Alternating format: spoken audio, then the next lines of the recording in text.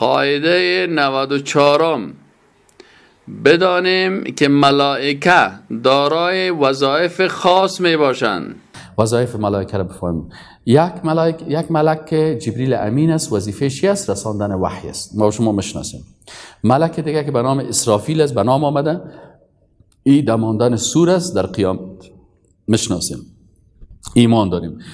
مسئولیت جزا دادن برای گناهکارا در دوزخ توسط ملائکه میشه. الله میگه یا ایها الذین آمنوا، ای مؤمنان، قوا انفسکم، نفسایتان را وقایه بکنین، و اهلیکم، و اعضای خانواده و زیردستایتان از آتش دوزخ چی کنین؟ وقایه بکنین. فهمیدین؟ یا ایها الذین آمنوا قوا انفسکم و اهلیکم نارا وقودها الناس والحجاره. او مردم که از دخترایتان بیخبر هستین، از بچایتان بیخبر هستین، از خانمت بیخبر هستی، از خواهرت بیخبر هستی، از مادرت بیخبر هستی، از زیر دستت بیخبر هستی، خود و اعضای خانواده‌ت از آتش دوزخ چی کو؟ نجات بده. دوزخی که وقودها الناس والحجاره، که درگرانش که او رو خوب آتش تازه میکنه. مثلا آتش تیز است، دم آتش تازه تو یک ورقه میپرتینه و اون برق میکنه. امی کاغذی که در سر زیان انداخته میشه الناس و انسان هاست و الحجاره و سنگ ها.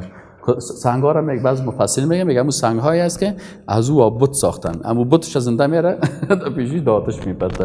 اینا میگه نجات بدید. تمام روز میفته که این بت مرا نجات میده. اینا همون چوب و همون طوق و همون سنگ و همون چیزایی که تو ماچ میکردی. وقودها الناس والحجار علیها. باز میگم دمی دوزخ کی مکلف است؟ علیها ملائکتون غلاظ شداد. باز در اونجا یک تعداد ملائکه هستند که بسیار غلیظ هستند، شدید هستند. لا یعصون الله ما امرهم. پس وظیفه بعضی از ملائکه چی است؟ جزا دادن است برای جهنمی ها. الله نجات بده در جهنم. یک تعداد ملائکه هستند که وظیفهشان حمل عرش است. یک تعداد ملائکه هستند که امرای ملک الموت. کلمه اسرائیل که از در قرآن و سنت نامدید استعمال نکنین، ملک الموت آمده. ملک الموت و همکارایش هستند که یا مکلفیت و چی دارن؟ به قبض ارواح دارن. یعنی قبض روح، گرفتن ارواح، این کار الله هست. لکن امر میکنه بالای کی؟ بالای ملائکه که در اصلشان ملک الموت است و دیگه همکارا هم دارن. دیگه بعضی از ملائکه هستند که مراقب مخلوقات هستند. یعنی وقتی که مخلوقات میباشن ما شما ملائکه مراقبت میکنه. اذ یتلقى المتلقیان عن الیمین و عن الشمال قعید.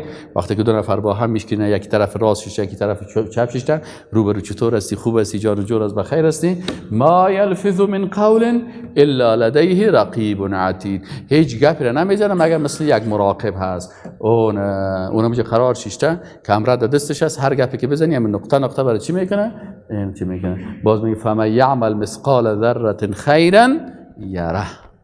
باز به چشم خود میبینه. باز روز قیامت فیلمت برات نشان میده که این در فلانی جای اینی کار کرد.